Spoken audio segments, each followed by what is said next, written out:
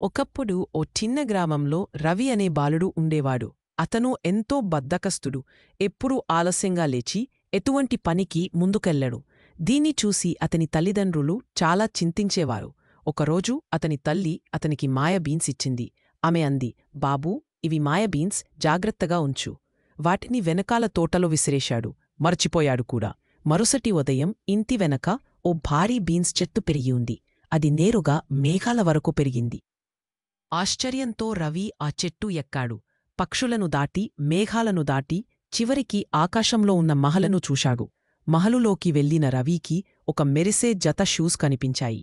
వాటిని ధరించగానే వావ్, అవి మాయజాలపు షూస్! చాలా వేగంగా పరిగెత్తగలిగాడు. రవి తిరిగి ఇంటికి వచ్చాడు. తన మొదటి సాహసం తల్లిదండ్రులకు చెప్పాడు. అయితే కథ ఇంకా ముగియలేదు. మరుసటి రోజు రవి మళ్లీ ఆ చెట్టు ఎక్కాడు. ఈసారి అతను ఒక ప్రకాశించే కత్తి చూశాడు. అది మాయ కత్తి. ఏది కావాలన్నా చిన్న ముక్కలుగా కత్తిరిస్తుంది. మూడవ రోజు రవి మళ్లీ ఆకాశం చేరాడు. ఈసారి అతను ఒక నిద్రలో ఉన్న రాక్షసుడు.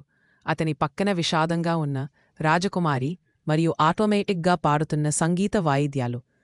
రవి రాజకుమారిని అడిగాడు, ఏమయ్యింది? ఆమె నెమ్మదిగా అన్నాడు, మనం కలిసి పారిపోదాం. నా దగ్గర మాయా షూజున్నాయి. రాజకుమారి సంగీత వాయిద్యాలను తీసుకుంది. ఇద్దరూ నెమ్మదిగా బయటికి పోతుండగా రాక్షసుడికి మెలకువ వచ్చి గర్జిస్తూ వారిద్దరి వైపు తన పెద్ద అడుగులతో పరుగు ప్రారంభించాడు. రవికి సమయం లేదు. వెంటనే షూజ్ వేసుకుని రాజకుమారిని పట్టుకుని వేగంగా పరుగెత్తాడు. వారు చెట్టు ఎక్కి భద్రంగా భూమిని చేరుకున్నారు. రవి భూమిని చేరుకున్నాక మాయాకత్తితో చెట్టు నరికేశాడు.